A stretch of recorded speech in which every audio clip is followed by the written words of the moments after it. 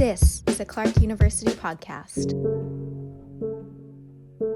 Political polarization, it's in some ways deeper than it was in the 20th century, but in other ways it's not. There are increasingly loud elite factions amplified through news media that make polarization seem worse than it actually is. And when people actually do come together and talk about the issues that they care about, people agree on a lot of stuff. The problem is that there aren't that many spaces where people do that anymore. People don't go to church that much anymore. A lot of people, don't attend church at the same frequency with which their parents did. Local libraries, local bowling leagues, all kinds of venues where in previous generations people would have encountered each other face to face, had an opportunity to trust one another and know one another and understand each other's lives, are just gone. And that creates a vacuum into which this highly structured, competitive, political ethos just falls into place. Clark sociology professor Jack Delehanty's scholarship meets at the intersection of religion and politics. He studies how moral frameworks like religion offer cultural justifications for inequality in the U.S. It may seem odd to some that as the country becomes less religious, U.S. politics does the opposite. I think it's really important to distinguish religion in terms of people attending church or saying they identify with a religious tradition. That's not the same thing as people subscribing to understandings of political or moral authority that have to appeal to some sense of sacred order to justify themselves. For example, probably a lot of listeners have heard of Christian nationalism. Christian nationalism is the belief that the United States government can and should advocate a Christian worldview. A lot of people who say they agree with that don't go to church. In fact, in a research study that I did with some colleagues from Louisiana State University, we found that among people who don't go to church, Christian nationalism had a stronger effect on voting for Trump than among people who do go to church. So that is to say that people who attend religious services may have, some sort of kind of community-based counterweight to some of the narrativized, polarized messages that infuse our politics. So as Gen Z enters politics, we're going to see a couple things. One is there's going to be really strong backlash from older generations, whiter people, people who feel that their grip on society is loosening. And we're already seeing that. My colleague, Ruth Braunstein, sociologist at the University of Connecticut, has written about this backlash effect. And she points out that as society seems to become less religious, our politics actually becomes more religious, because religion takes a really controversial place at the center of debate, whereas in the past it would have been sort of just lurking under the surface, not as visible. I'm Melissa Hanson, a producer in Clark's communications office, and this is Challenge Change. In his new book, Making Moral Citizens: How Faith-Based Organizers Use Vocation for Public Action, Jack explores how religion impacts our politicians and rhetoric. Religion can be a source of empowerment or the fuel that tries to rationalize inequality. While conservative white Christians maintain a substantial influence on the Republican Party, Jack says that Democrats could benefit from identifying a common moral thread. There are really strong economic policy cases to make for each of these agendas. There's not a unifying moral thread that can be pulled across all of them and to say, this is what we want our society to look like. This is the right way that things should be. And this is the moral case we can make for that. What that moral case might look like is very much to be determined. It won't look like the Christian right. But very likely it will draw on, if not specific language about God, I think that's pretty unlikely. It likely will draw on some ideas about social justice that have roots in religious traditions. I mean, the civil rights movement, the gay rights movement, the feminist movement, all of these we think of as these leftist causes, but all of them had really strong religious voices at their core. So religion is going to continue to matter in politics, regardless of the apparent decline of religious attendance, religious identification in the United States, and the replacement of older, whiter generations in politics by younger and more diverse ones. Moral citizenship broadly encourages people to bring positive influence to their lives and their communities. However, this requires special attention to the structures that prevent some people from reaching their full potential.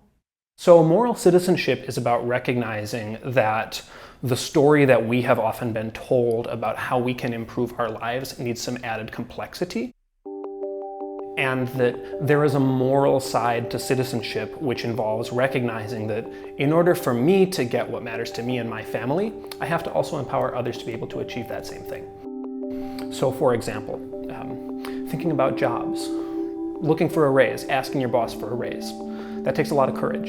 You have to have the social skills to be able to sit down and have a face-to-face conversation. That's easier for some people than others, easier if you speak the same language, easier if you have the traits that are sort of recognized as employable or valuable. And so it's not available to everyone equally. Working with other people to demand better worker protections so that, for example, when you become a parent or you have somebody in your family fall sick, you can automatically know that you're going to be able to take time off to care for yourself, and you don't have to go to your boss and ask for that face-to-face. That requires recognizing that other people benefit from the same things that you do, even if they don't look like you, talk like you, attend the same church as you, come from the same place as you. Jack believes democracy is a moral project in that the system empowers people to make their lives better. So moral citizenship is a mode of being a participant in democracy that is astute to the many overlapping threads that people's lives share across racial differences, religious differences, gender differences, and so on. And I think what the field of faith-based community organizing in general tries to draw attention to is that the playing field hasn't always been level. And so making moral citizens is a project of helping people to understand where their points in common are. And what really surprised me as an analyst, as a sociologist, was the specific ways that religion is involved in that process. Conversations and stories and sharing people's trauma and struggles can help to bring out these threads of what people want and how they can choose to better their lives together. There are a lot of people who have equal stake in our democracy who simply, through problems with access to resources, access to education, working conditions, simply lack of time, don't have the ability to think of themselves as participants in democracy because they're concerned about where the next rent check is going to come from. Right. This project of faith-based community organizing is about first, bringing people to identify themselves as participants in democracy who actually can build power, and then second, teaching them strategically to do that so that they can realize what they want and how to get it. Though moral citizenship invites people to improve their communities, progress is hindered by tension and differing values between the political left and right. There is a belief among a lot of conservatives, Christian conservatives in particular, that they're simply right about everything, and that their project, their moral worldview is the right one, and that because they are right, and because their sacred religious texts confirm to them that they are right, anything is justified to prevent them from losing their grip on society. So back prior to the 2016 election, there was an article published, the Flight 93 election. So Flight 93 was, on September 11th, the flight that crashed in a field in Pennsylvania, instead of careening into a building and killing a lot of people. The metaphor is that conservatives are like the people on board Flight 93 who took control of the throttle and drove it into the ground, creating, yes, chaos in the short term, but preventing a much larger loss. People who subscribed to that worldview saw Hillary Clinton as being an airplane that was going to crash into a federal building and literally burn the country to the ground. And they believed that anything was justified to prevent Hillary Clinton from gaining power.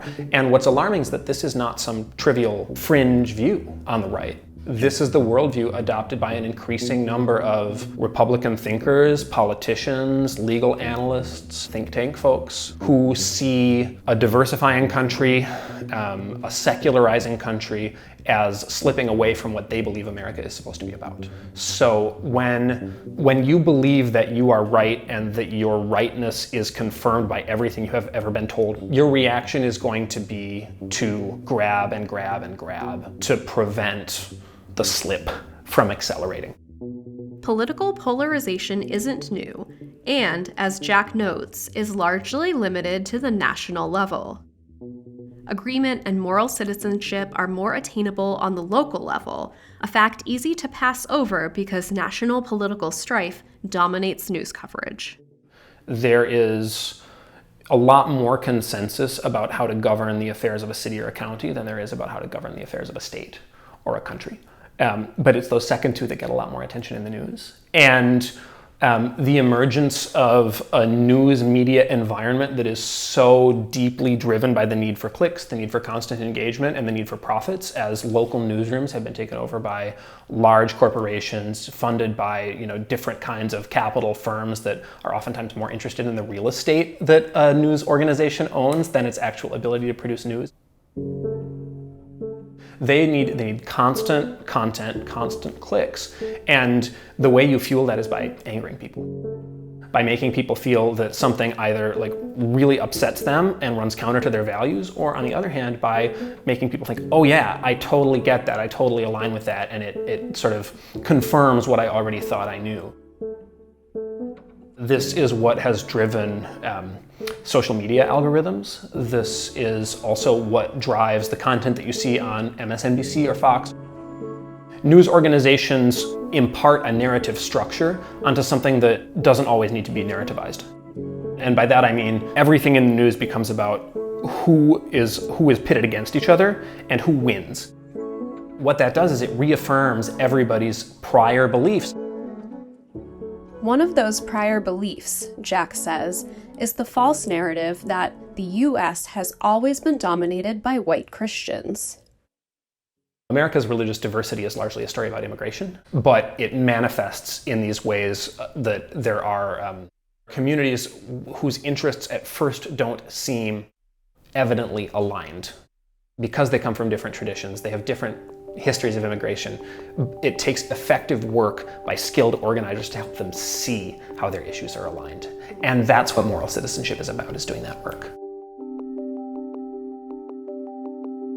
To learn more about sociology at Clark, visit clarku.edu/sociology. Challenge Change is produced by Andrew Hart and Melissa Hansen for Clark University. A special thanks to Meredith Woodward-King for her help with this episode. Find other episodes wherever you listen to podcasts. 1, 2, 3, Clark!